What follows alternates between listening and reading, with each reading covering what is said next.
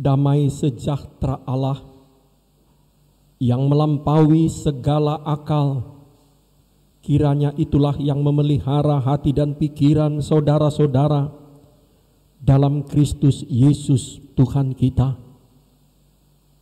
Amin. Jemaat Tuhan, sebelum kami membacakan firman Tuhan untuk kita hari ini, izinkanlah kami menyampaikan ucapan selamat tahun baru kepada seluruh anggota jemaat Balikpapan Baru. Mulai tanggal 31 Desember yang lalu kita tidak bisa bertemu sama sekali sampai hari ini. Tuhan memberkati kita di tahun yang baru ini. Khotbah untuk kita semua ketika kita mengawali kembali ibadah kita diambil dari Lukas 4 ayat 31 sampai 37. Kami akan bacakan di tengah-tengah kita. Kemudian Yesus pergi ke Kapernaum, sebuah kota di Galilea, lalu mengajar di situ pada hari-hari Sabat.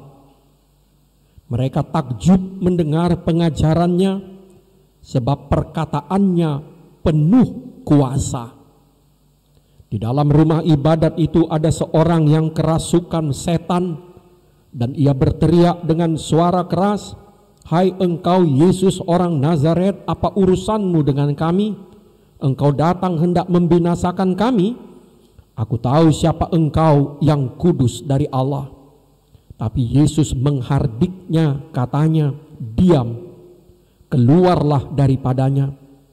Dan setan itu pun menghempaskan orang itu ke tengah-tengah orang banyak, lalu keluar daripadanya dan sama sekali tidak menyakitinya. Dan semua orang takjub, lalu berkata seorang kepada yang lain, katanya, "Alangkah hebatnya perkataan ini, sebab dengan penuh wibawa dan kuasa ia memberi perintah kepada roh-roh jahat, dan mereka pun keluar." Dan tersebarlah berita tentang dia kemana-mana di daerah itu. Sampai demikian pembacaan kita. Saudara-saudara, apa yang mau kita petik dari kisah Yesus yang berkhotbah dengan penuh kuasa dan juga dengan penuh kuasa menghardik dan mengusir roh jahat dari seorang yang sedang beribadah di Kapernaum? Ada 3 hal. Pertama, agar kita menerima keberadaan kita, termasuk masalah, penyakit, dan kelemahan diri kita sendiri, baik personal atau komunal. Agar kita mengakui, agar kita menerima keberadaan kita, termasuk masalah, penyakit, kelemahan diri kita, baik personal atau komunal. Kita tidak harus membayangkan diri kita sedang dirasuk setan, tapi baiklah kita menerima keberadaan kita, bahwa kadang atau selalu kita punya masalah, kita punya penyakit, kita punya kelemahan. Saudara-saudara, sikap denial, sikap menyangkal diri sendiri, menyangkal masalah, menyangkal penyakit, menyangkal kelemahan diri sendiri, masih banyak dijumpai dalam diri pengikut Kristus. Masih banyak orang Kristen termasuk warga HKBP yang sebetulnya memiliki sikap denial, sikap menyangkal keberadaannya sendiri, masalahnya, penyakitnya, kelemahannya. Dan itu tidak membantu. Banyak orang Kristen, banyak pengikut Kristen takut melihat dirinya sendiri, memeriksa tubuhnya sendiri, memeriksa jiwanya sendiri, pikirannya sendiri, hidupnya sendiri. Takut ketahuan penyakitnya, takut ketahuan masalahnya, takut ketahuan kelemahannya. Saudara-saudara, pernah mengalami saudara takut atau tidak suka melihat cermin? Banyak orang pernah mengalaminya ketika dia tidak suka melihat cermin, melihat wajahnya, tubuhnya sendiri. Memang ada yang sebaliknya terlalu suka melihat wajahnya di cermin, sampai layar handphone, apapun digunakan sebagai cermin, termasuk kaca mobil orang. Itu penyakit juga. Tapi banyak orang juga takut melihat cermin. Itu adalah ungkapan dia takut, tidak suka melihat dirinya sendiri. Apalagi ketika dirinya sedang bermasalah, sedang sakit, sedang lemah. Saudara-saudara, baiklah kita sadar, kita tidak harus membayangkan kita sedang dirasuk setan. Walaupun tidak salah juga kita memeriksa apakah memang ada roh jahat atau setan yang sedang mengganggu kita. Baiklah kita sadar, masalah kita terbesar adalah jika kita tidak tahu apa masalah kita. Masalah kita terbesar adalah jika kita tidak tahu apa masalah kita. Itu sama seperti membawa mobil tua tanpa pernah mau memeriksakan mobil itu ke bengkel. Dia bisa tiba-tiba berhenti, mogok, atau bahkan terbakar di tengah jalan. Seperti itulah orang yang tidak pernah mau memeriksakan tubuhnya, memeriksakan hati, pikiran, dan jiwanya. Menolaknya. Sebab itu saudara-saudara tidak perlu malu, tidak perlu takut, tidak harus juga menggembar-gemborkannya jika kita sedang sakit, jika kita sedang kekurangan, jika kita sedang dalam tekanan, jika kita sedang kesusahan, jika kita sedang kerasukan. Saudara-saudara, secara khusus sejak awal 10 bulan yang lalu kita mengingatkan COVID bukan aib. COVID bukan aib. Karena itu gereja kita tidak malu mengaku bahwa pendetanya, sintuanya, anggota jemaatnya ada yang sedang terpapar COVID. Itu bukan aib. Kita tidak perlu malu menyangkal. Kita tidak harus menyangkal, menolak. Saudara-saudara, dalam hidup ini kita perlu alat ukur untuk mengetahui diri kita, mengetahui masalah kita. Sebagai seorang yang sudah parubaya dan memiliki penyakit penyerta, saya dengan ikhlas mengukur tubuh saya hampir 3 atau 4 kali sehari. Mengukur kadar gula darah, mengukur tensi, mengukur oksigen. Apalagi di masa pandemi ini. Dan Tuhan memberi saudara dan saya alat ukur, mengukur diri kita. Tuhan memberikan kita orang tua, memberikan kita guru, memberikan kita sahabat, memberikan kita atasan, membantu kita mengukur, mengetahui masalah, mengetahui keberadaan diri kita. Dan ada yang mengatakan, salah satu yang paling baik, paling efektif mengukur diri kita adalah lawan atau musuh kita.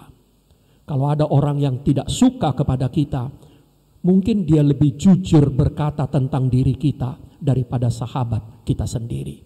Sebab kadang-kadang sahabat sungkan mengatakan yang sebenarnya tentang diri kita. Tapi musuh kita, dia tidak malu, dia tidak sungkan mengatakan apa yang ada dalam diri kita. Walaupun mungkin kadang-kadang dilebih-lebihkannya juga. Itulah yang pertama, saudara-saudara. Sekali lagi kita tidak harus membayangkan kita juga sedang kerasukan. Tapi baiklah kita menerima keberadaan diri kita, mengakui bahwa ada masalah, ada penyakit, ada kekurangan, secara personal atau komunal. Secara komunal, gereja HKBP tidak perlu malu mengaku bahwa dia punya masalah, termasuk punya tunggakan modal dana pensiun lebih 100 miliar. Sebab masalah terbesar termasuk bagi gereja kita adalah ketika gereja kita tidak tahu apa masalahnya. Menganggap semua aman dan baik, ternyata keropos. Kedua, agar kita percaya dan menerima sabda Yesus yang penuh kuasa dan kasih itu. Agar kita percaya dan menerima sabda Yesus yang penuh kuasa dan kasih itu, yang mampu mengatasi penyakit, masalah, dan kelemahan kita. Sabda Tuhan itu bukan omong kosong. Sabda Tuhan itu bukan kata-kata manis belaka yang tidak berdampak, tidak bermakna. Dan Kristus bukan pemberi harapan palsu kepada kita. Sabda Tuhan berkuasa. Ketika Tuhan bersabda kepada gelombang, tenanglah, maka danau Galilea itu pun tenang. Ketika Tuhan bersabda kepada seorang kusta, tahirlah, maka orang kusta itu pun tahir. Ketika Tuhan bersabda, terceliklah kepada seorang buta, maka orang buta itu dapat melihat. Ketika Tuhan bersabda, keluarlah kepada roh jahat yang merasuk hidup seseorang, roh jahat itu pun keluar. Ketika Tuhan bersabda kepada Lazarus yang mati, bangunlah, maka Lazarus bangun. Apa yang dikatakannya jadi. Sabda Tuhan itu bagaikan api yang sanggup membakar, bagaikan palu yang sanggup memecah batu gunung, bagaikan pedang dua mata yang sanggup merobek apapun. Sebab itu percayalah dan terimalah sabda Tuhan yang penuh kuasa dan kasih itu. Di zaman pandemi, di zaman kesulitan ini, mari kita meminta Tuhan bersabda kepada kita. Mari kita minta Tuhan bersabda kepada kita, supaya Dia juga berkata kepada kita, sembuhlah, bangkitlah, bangunlah, bergeraklah. Supaya kita benar-benar sembuh, bebas, bangkit dari masalah, dari penyakit, dari kelemahan kita. Saudara-saudara, sekali lagi, di zaman pandemi yang belum terbayangkan ujungnya ini, kita benar-benar butuh sabda Tuhan itu menyertai segala daya dan upaya yang kita lakukan. Saudara-saudara, pemerintah kita mencanangkan protokol kesehatan 3M. Mungkin kita bisa melengkapinya menjadi 7M. Memakai masker di rumah atau di luar rumah.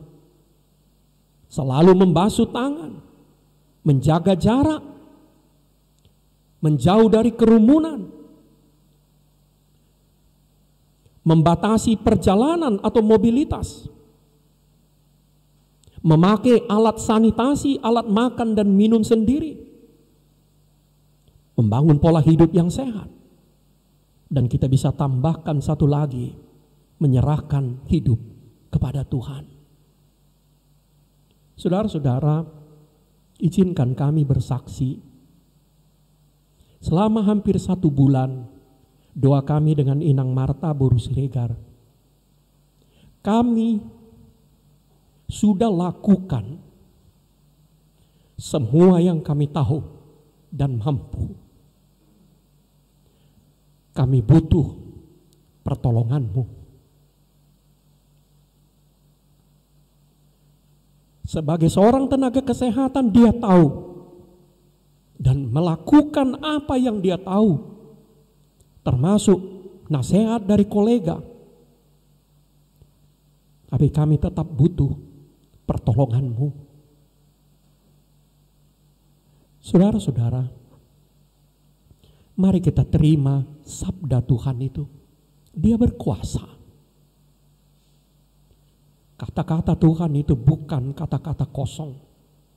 Ketika Dia berkata kepada umatnya dahulu dan umatnya sekarang, sembuhlah, maka kita sembuh. Ketika Tuhan berkata kepada kita, bangkitlah, maka kita akan bangkit.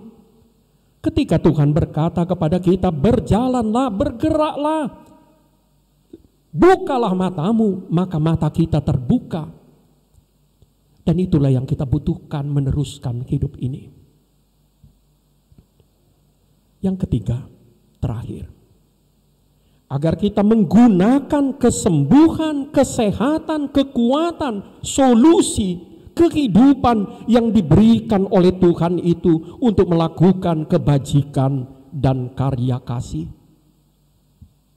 Ada pertanyaannya, Apa yang dilakukan orang yang disembuhkan dari kerasukan setan itu sesudahnya? Bagaimanakah hidup orang yang disembuhkan Yesus dari kerasukan setan itu sesudahnya? Bagaimanakah hidup orang-orang yang disembuhkan Tuhan dari kusta itu? Bagaimanakah hidup murid-murid yang menyaksikan mujizat dan pertolongan Tuhan itu? Bagaimana hidup selanjutnya orang-orang yang disembuhkan dari COVID? Bagaimana hidup selanjutnya orang-orang yang ditolong oleh Tuhan? Pertanyaan itu, saudara-saudara, membantu kita untuk mengatakan sebagaimana syair lagu, hidup ini benar rupanya kesempatan. Kesempatan untuk melayani Dia, kesempatan untuk mengabarkan Injil, kesempatan untuk berbuat baik, kesempatan untuk mencintai, kesempatan untuk beribadah, kesempatan untuk berkarya. Ketika Tuhan memberikan kepada kita kesehatan, kesembuhan, kekuatan, solusi, berkat dan pertolongan, marilah kita catat dan camkan dalam hati kita. Ini adalah sebuah kesempatan baru melayani Dia, mengasihi Dia dan sesama, berkarya kasih, beribadah.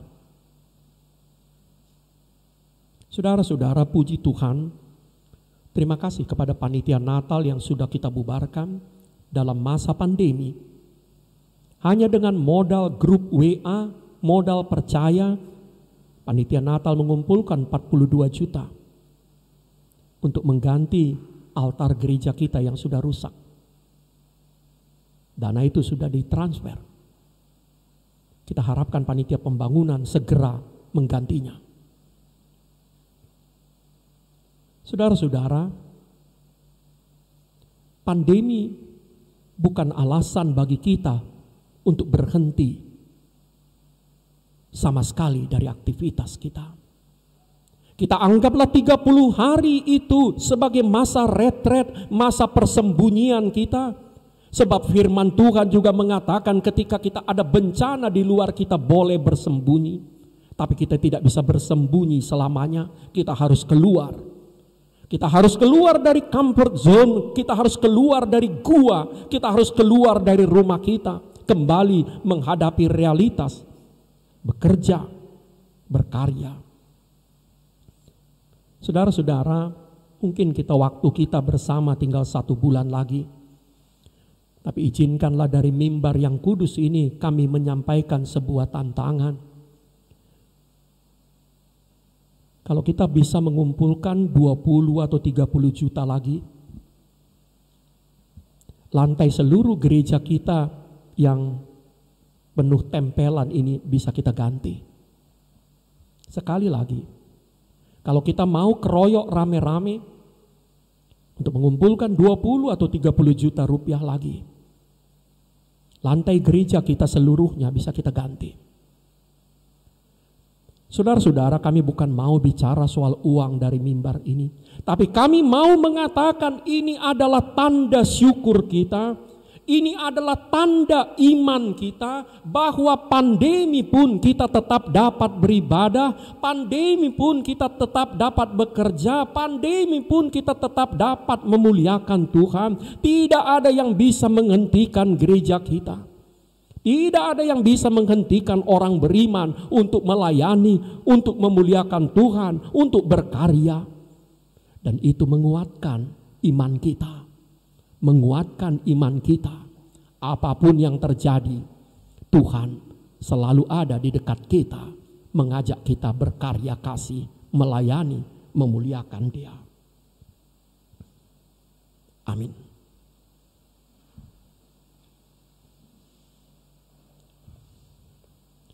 Terima kasih Allah untuk banyak hal. 1 bulan kami retret, bersembunyi, menghindar dari COVID. Dan hari ini kami keluar dari persembunyian kami. kami kembali beribadah kepadamu. Terimalah ya Allah masa istirahat, masa sabat, masa persembunyian kami, juga sebagai persembahan kami kepada Tuhan. Kau baik, Kaulah Allah kami. Terima kasih untuk semua kesembuhan yang Kau berikan kepada hamba-hamba-Mu dan kepada jemaat-Mu. Namun kami mau berdoa khusus untuk Inang Syahan, Buru Pancitan,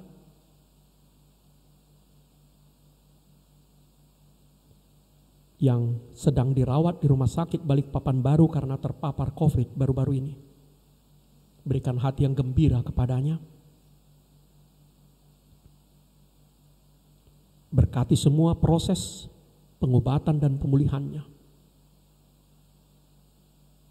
Ya Allah, kami berdoa untuk semua hidup kami.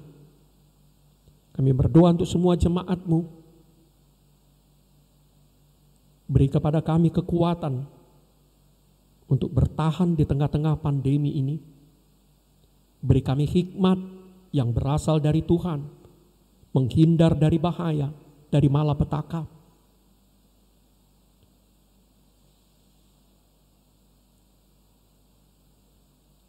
Kami berdoa khusus untuk gereja-Mu HKBP Balikpapan Baru ini. Terima kasih Allah, kami adalah saksi kemurahan dan kebaikan-Mu. Kami mau Engkau tetap ada bersama-sama dengan kami, memberkati kami.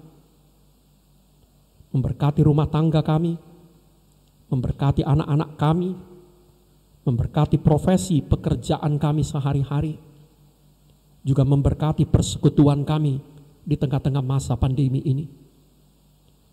Terimalah doa kami, hanya demi nama Tuhan Yesus Kristus, Tuhan dan Juru Selamat kami. Amin.